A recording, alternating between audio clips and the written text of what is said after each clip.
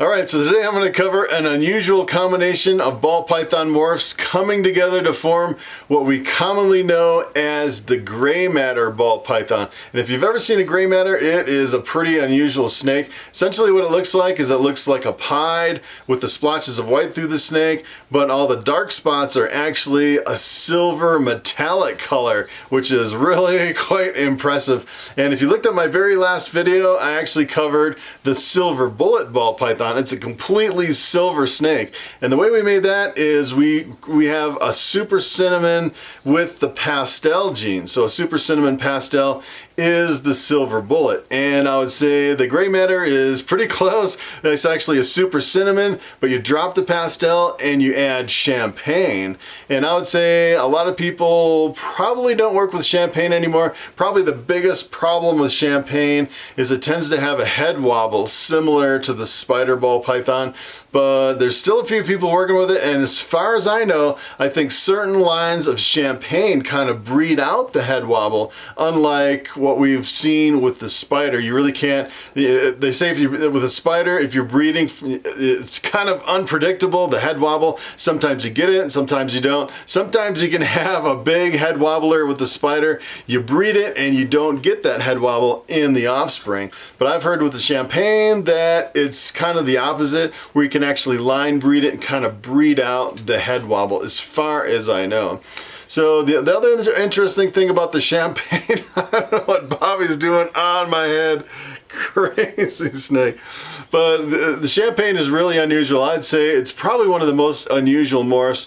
When it first came out, it tends to really muddy everything, so you mix it with different genes and you end up with kind of a dirty looking champagne. You know, when morphs first come out, you kind of get discouraged, and then you start mixing it with the right things and it is really impressive with the certain combinations.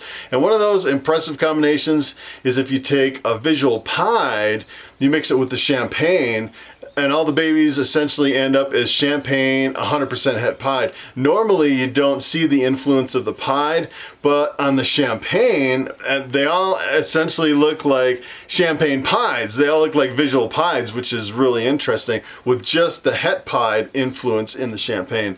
And the funny thing is if you actually took those het pieds, you bred it back and got the visual champagne pied, it actually turns into a completely white snake, which is kind of interesting. And I think it's kind of the same influence that this is having with the super cinnamon and the champagne together. It's kind of reacting with the super cinnamon to form this kind of a pied where you get the splotches of white through the champagne in the gray matter, which is really quite impressive. You know, if you've ever seen one in person, it's pretty amazing. I've actually seen some at shows. You don't see them that often. I think because of the champagne, people kind of steer clear of the champagne. And the other thing I've seen on some of these ads on Morph Market, the people are listing the gray matters and they said this one doesn't have any kinks. So I'm thinking maybe there's a problem with kinks with the gray matters, just because people are kind of bringing it to people's attention. I would actually like to see, hey, there's no kinks and there's no head wobble in this gray matter, which would be kind of interesting. So in order to reproduce the gray matter, essentially what you'd want to do is you'd want to cross the super cinnamon champagne to a super cinnamon or something like that, or just a cinnamon. So what you don't want to do is cross two gray matters together, because what you'll get is you get a certain percentage of the babies which have two copies of champagne, which is actually a lethal combo. So that's one thing you really want to avoid. So what I'm going to do is I actually pulled up some pictures on the internet, on Morph Market and World of Ball Pythons. I want to show you what a gray matter looks like.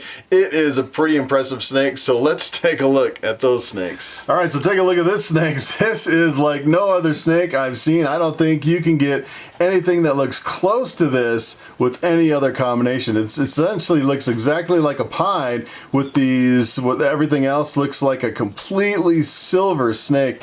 And keep in mind, this doesn't have any pied in it, so it's pretty impressive. But the funny thing is, it actually acts like a pied, so you actually get more or less white in the actual snake itself. So sometimes it'll have just a little white, sometimes it'll have a lot, and it's pretty much the same if you breed pieds.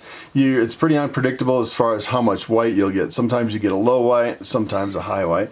So if we close this out and actually look at the ad, this one actually sold for $1,500. So I would say the demand is really low on these, but the supply is really low, and I think that's what really drives up the price. So if you're looking for a gray matter, it'd be an interesting project to get into. You could make some good money, but I think the market is extremely small for gray matters. So you might be sitting on here for a while, but I think you could get a pretty good price for some of these snakes, which is, it's pretty interesting. The whole supply and demand and the pricing of ball pythons is a whole nother topic we can discuss.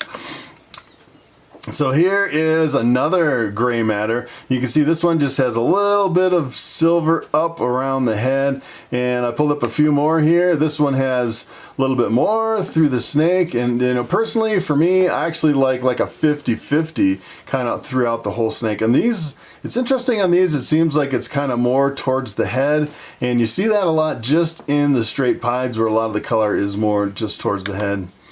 And then here I actually pulled up all the ones for sale and all the ones that have sold total in the history of Morph Market. There's only been 18 ever listed on Morph Market, which is not very many for such a big website with so many snakes. It's pretty incredible. And if you look at the prices on these, you know, most of them are like $1,500, $1,600, something like that. Some of them, let's see, the other interesting thing I find about the gray matters is when you start mixing in other genes, it really seems like it takes away from the dramatic effect of having a gray matter. So if you start adding in, like, for example, this one over on the right that has banana in it over here, this actually just kind of doesn't even look like a gray matter. You can see the banana kind of wipes out a lot of the silver color, so you kind of lose the impact, the visual expression of the gray matter when you start mixing in other genes, which I thought that was kind of interesting. So, you know, if I would say if you're going for gray matters and you want to produce gray matters, I would probably go with just a straight gray matter, no other genes in the mix. So this one, if you take a look at this one, even just the pastel, look what the pastel does to it. It just kind of washes out all the silver and it loses like the dramatic effect of the gray matter. So here's another one. This one's kind of interesting. This has almost a solid color all the way down to the middle, and then it's white all the way to the tail, and then just a little bit on the tail. But you can see it's pretty much just like a silver bullet with the influence of the champagne, which is actually kind of like a champagne het pied where you get the white splotches through the snake. Here's another one that's pretty interesting. You can see mostly towards the head, one little splotch down here by the tail. Here's another one. This is actually over on World of Ball Python. So my first photos, the first places that I went to, that was actually Morph Market with the snakes for sale. This is World of Ball Pythons. This is where people just post their combos, hoping for the world's first or to kind of show more examples of a certain morph.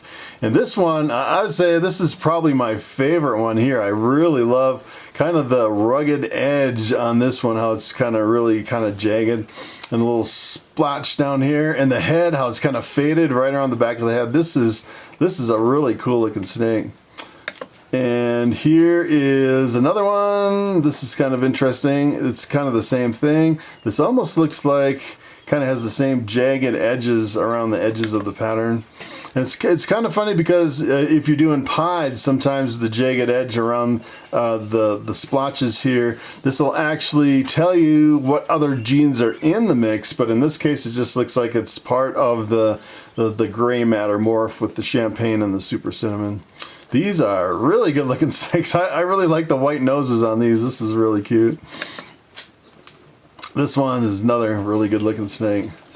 So I wanted to show you one more ball python, which is not a gray matter. This is actually a champagne het pied. So if you're wondering what a champagne het pied looks like, it looks like this snake. Let me tell you, that looks like a visual pied. And if you gave that to someone, people would be trying to guess what genes are in there. If someone just handed me that snake and didn't tell me, I would say it looks like it has 2 copies of the pied gene, maybe a pinstripe with a ghost or something like that, and you'd be completely wrong because it only has 1 copy. It's only het pied and it's champagne, which is pretty impressive. As a matter of fact, I was thinking about getting a champagne just to breed it back to my pieds so I could end up with a bunch of pied looking snakes like this, which is kind of an interesting way to make a pied. And you can make a whole clutch, you know, versus, you know, if you're doing, this one's actually for sale, this one's actually sold for $600. So you can see